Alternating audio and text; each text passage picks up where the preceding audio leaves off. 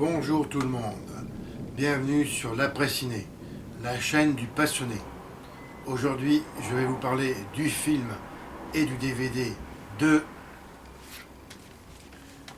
Wishmaster numéro 1.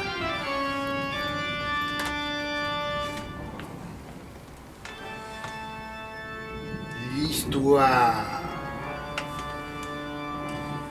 Avant même que l'homme ne soit homme, avant même que le monde ne soit monde, naquit une entité diabolique, baptisée le djinn, la plus parfaite incarnation de Satan.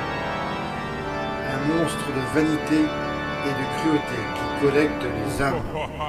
Emprisonné dans une opale de feu depuis le XIIe siècle, au terme d'un terrifiant massacre, le djinn réapparaît aujourd'hui à Los Angeles.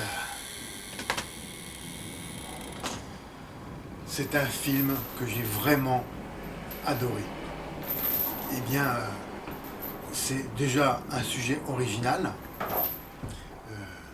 C'est l'histoire, eh bien, du mauvais génie, en quelque sorte.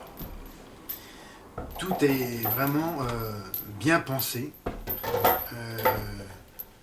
J'ai vraiment éprouvé un plaisir fou quand ce djinn se joue de ces pauvres misérables insectes, comme ils surnomment les humains. C'est aussi une comédie noire, hein, en plus d'être un film d'horreur. Et les réparties dans les dialogues du djinn sont vraiment savoureuses. J'ai vraiment passé un excellent moment. Pour l'anecdote, c'est un film que j'avais vu il y a super longtemps. Autant que je me rappelle, j'avais dû le louer dans un vidéoclub à l'époque. Quoique je ne suis pas vraiment sûr si c'était une location ou un visionnage à la télévision. Je pense que c'est quand même plutôt dans un vidéoclub que j'avais dû le louer. Et c'est une vraie découverte. Ce film est un vraiment parfait mélange de comédie noire et fait d'horreur. Hein. C'est une histoire aussi fantastique. Puis tout est bien réparti dans le processus du scénario. La scène d'intro est vraiment savoureuse. Les effets spéciaux, je dirais plutôt les maquillages et effets spéciaux sont très bons et parfois excellents. À ce propos, des effets spéciaux, il y a un artiste de la profession, Tom Savini, pour ceux qui connaissent, qui pour moi est un maître des maquillages. Et ici, il fait dans une des scènes, il fait une toute petite apparition. C'est toujours sympa de le voir parce que c'est vraiment. J'estime beaucoup cet artiste du cinéma d'horreur. Alors, le scénario lui-même, il est vraiment très bon. Hein, j'ai rien à dire. Ou peut-être si ce n'est que en fait, c'est aussi peut-être par rapport à la durée du film.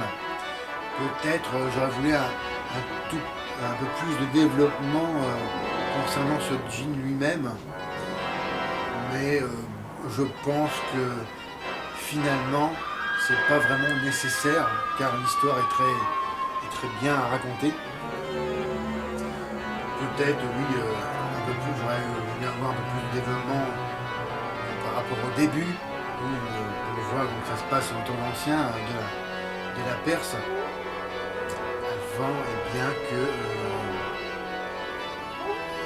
la Perse en ce temps-là n'était pas musulmane et bien ce jean, voilà, je voulais avoir un peu plus d'explications le concernant, comment il est arrivé dans cette perce. Mais finalement, ce n'est pas plus important que ça, parce que c'est quand même bien expliqué tout au long du film. Le jeu des acteurs et des actrices. Je vais faire une mention spéciale pour eh bien, le Jin lui-même, interprété par l'excellent, que je ne me trompe pas, Andrew Divoff, qui est pour moi, eh bien, il joue excellemment. Dans sa forme humaine et aussi de sa force dans sa forme démoniaque. Hein. Il est vraiment excellent et c'était un vrai plaisir. Je vais aussi parler de monsieur Robert Englund, que j'adore. C'est un de mes acteurs préférés de films d'horreur. Qui ici, il fait un petit rôle, un rôle secondaire. Et, c'est tout aussi bien jouissif de le voir, ainsi que l'interprète qui fait une apparition aussi, qui a un petit rôle. Je n'ai pas son nom en tête, éventuellement je le mettrai dans la barre de description de ma vidéo, hein, qui se trouve dans la rubrique en dessous, hein, dans l'onglet à propos. Regardez toujours, hein, je mets la bande-annonce du film et bien, quelques infos que je n'aurais pas mis dans cette vidéo.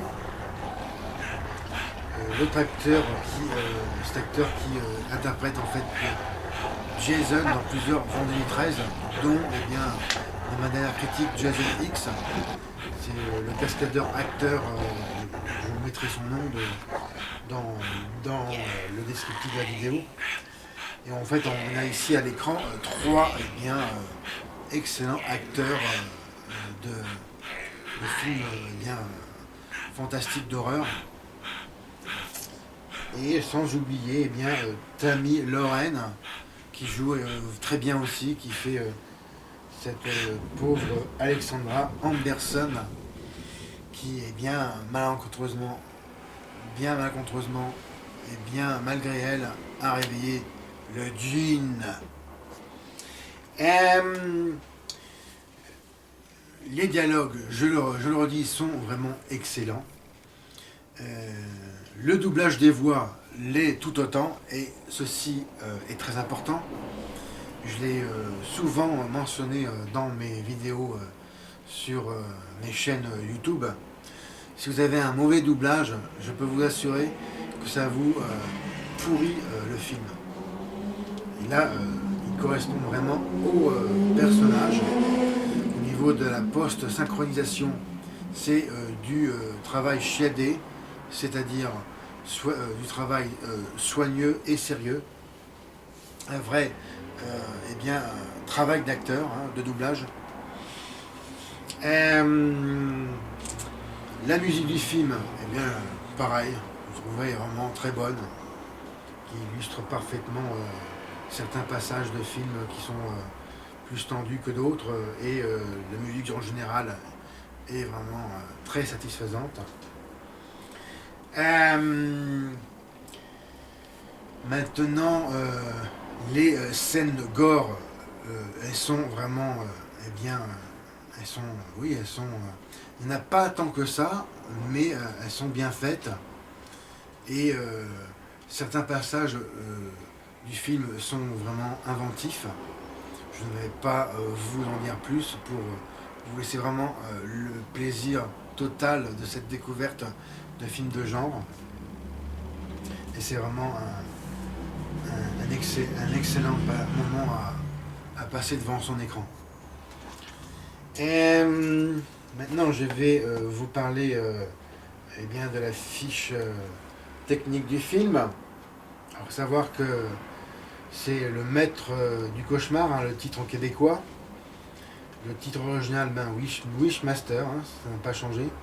Réalisé par Robert Kurtzman sur un scénario de Peter Atkins, sorti en 1997, d'une durée de 90 minutes. C'est un film américain. Et en fait, il s'agit d'une tétralogie, hein, ce film, puisqu'il y a eh bien, 4 Wishmasters. Je pense que je verrai le deuxième, mais je suis très hésitant pour les deux autres. Vraiment très hésitant. Surtout que dans le deuxième, eh bien, déjà, il n'y a pas... on ne voit pas Tammy Lorraine, hein, c'est quand même la seule survivante de toute cette histoire, avec ce vilain Jean. Et dans ce deuxième volet, c'est bien la suite directe, et toujours avec ce même acteur, Robert Kurtzman. Il me semble l'avoir vu, mais mes souvenirs sont vraiment très anciens et partiellement effacés. J'ai plus ou moins souvenir, mais je parle de ça, c'était la fin des années 90, alors plus de 15 ans après, voire 16 ans après, j'ai vraiment un gros doute d'avoir vu ce deuxième opus. Le premier sûr, je l'avais vu.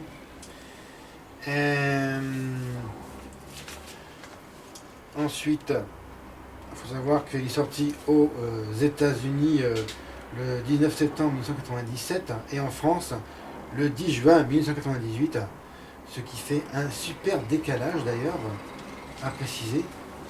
Il y a eu vraiment un très long, un long moment entre la sortie cinéma et entre les pays. Je pense surtout c'est par rapport au travail de doublage, hein, la post-synchronisation, sans doute. Il faut savoir que ce film est distribué par Live Entertainment sur une excellente musique de Harry Manfredini, pour un budget initial de 5 millions de dollars, hein, c'est quand même assez conséquent pour un film de genre. Et maintenant, ma rubrique, le saviez-vous? Bon, c'est quelques,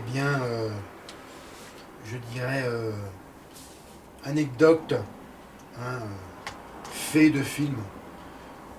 Par exemple, note sur la distribution. Wishmaster est un hommage au film d'horreur de série B des années 80, aussi bien par son esthétique volontairement kitsch que par la distribution et le choix de l'équipe. Robert Kurtzman fut le responsable des effets spéciaux d'une grande quantité de films d'horreur de l'époque, notamment Evil Dead numéro 2, appelé autrement aussi, je pense en québécois, l'Opéra de la Terreur numéro 2.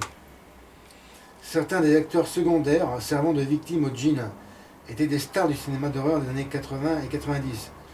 Je l'avais dit, Robert Englund, Ken Hodder, celui qui fait Jason, hein, dans Henri XIII.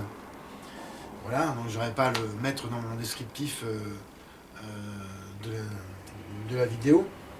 Et Tony Todd, interprétant respectivement Freddy, Jason et bien sûr Candyman, hein. Tony Todd aussi, c'est un acteur que j'aime particulièrement, qui joue très bien. Et là, il fait qu'un tout petit rôle, c'est celui d'un portier, ainsi que Ken Hodder, le Jason, qui interprète ici un agent de sécurité. On peut noter aussi l'apparition, je l'avais dit, de Tom Savini, qui joue le rôle d'un des clients de la scène de pharmacie. C'est vraiment une personnalité, hein, je le précise, dans le milieu des effets spéciaux et du maquillage. Le design du djinn lui-même, il est inspiré d'un des morts-vivants mutants du film Nightbreed. Je ne connais pas ce film, d'ailleurs, j'aimerais bien le voir aussi. On peut apercevoir parmi les statues et autres objets de collection de William Beaumont, hein, qui est interprété par Monsieur Englund, la statue du démon Pazuzu, pour ceux qui ont vu eh bien, L'Exorciste, hein, de William Friedkin de 1973, le chef-d'œuvre pour moi absolu du film d'horreur. C'est cette statuette, enfin ce statue qu'on voit à la fin du film. Et moi j'ai tout de suite remarqué, j'ai tout de suite remarqué dans la visite eh bien, de la charmante Alexandra Anderson qui rend visite à ce monsieur collectionneur. On voit dans le corridor et on voit cette statue. Pour finir, Vern Troyer, qui connut la gloire pour avoir interprété Minimois. Vous savez, Minimois dans les Austin Powers, est crédité en tant que créature stage numéro 1. En fait, il s'agit du djinn de petite taille rampant vers une victime qui s'appelle Josh, qui est l'ami d'Alexandra, qui apparaît après l'explosion de la pierre précieuse. En fait, c'est le djinn bébé.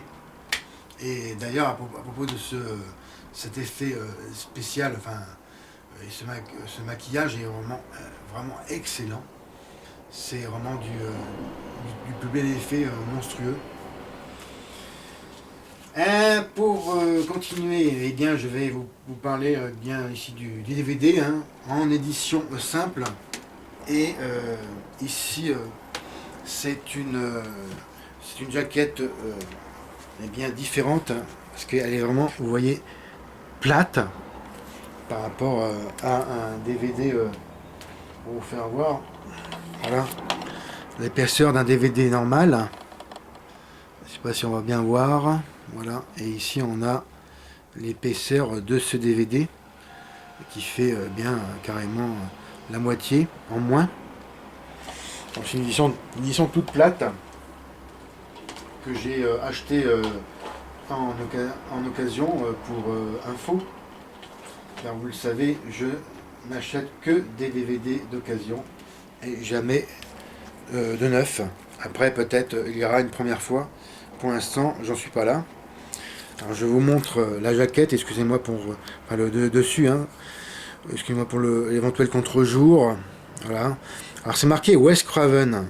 Faut bien préciser que c'est pas un film de Wes Craven. C'est juste qu'il présente Wishmaster. Il faut bien faire la différence. Voilà. Alors ici, c'est marqué, voilà, priez, hein, pour qu'il n'exauce jamais vos souhaits. Hein. Et ici, l'opale en question, où eh bien, l'on devine le djinn ici. Espèce de tête de djinn, voilà, bébé. Espèce de fœtus, en fait, si vous voulez, de djinn. Le derrière, le verso, eh bien, quelques photos du film. Alors ici, ça c'est une victime dans la scène d'introduction du film. Et ça m'a fait tout de suite, bien sûr, penser eh bien, à la carbonisation de Han Solo dans Star Wars. Hein, pour ceux qui connaissent, c'est vraiment similaire. Hein, cette posture figée. Ici, eh bien, l'abominable djinn, le mauvais génie par excellence. Un très bon maquillage. Hein. Voilà. L'interprète du djinn et Mr. Hangload dans une scène parfaitement délicieuse d'ailleurs qui suivra. Alors, vous avez un bonus. Alors, les bonus, bien, il n'y en a qu'un. Et vraiment, c'est tout rikiki. Mais enfin bon, il faut savoir qu'à l'époque, dans les années 90, c'était le temps de eh bien, la VHS, hein, la vidéocassette.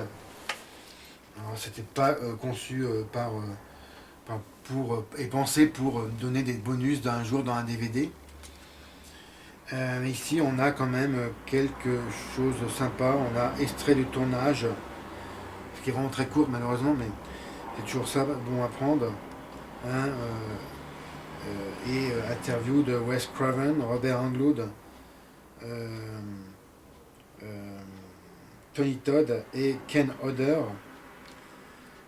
C'est toujours savoureux d'avoir ça. Le DVD en lui-même, eh bien, vous avez langue et sous-titres disponibles en français et anglais. Enfin, anglais, c'est marqué plutôt, il y a un drapeau américain, mais enfin, c'est plutôt de l'américain, pas de l'anglais, hein, je précise. Dolby Digital, eh bien, pour les deux langues, c'est du 5.1. Norme audio, alors norme audio, là c'est marqué AC3. Eh bien, je vous pose la question pour vous faire participer, que vous soyez moins passif désormais dans mes vidéos. J'aimerais vraiment avoir vos commentaires et vos réactions, surtout et vos réponses par rapport. Maintenant, je donnerai toujours une ou deux questions, je vous poserai toujours une ou deux questions pour vraiment animer au mieux mes vidéos. Là, en l'occurrence, à votre avis, qu'est-ce que la norme audio AC3? J'attends vos réponses. Je ne vous dis pas si je la connais.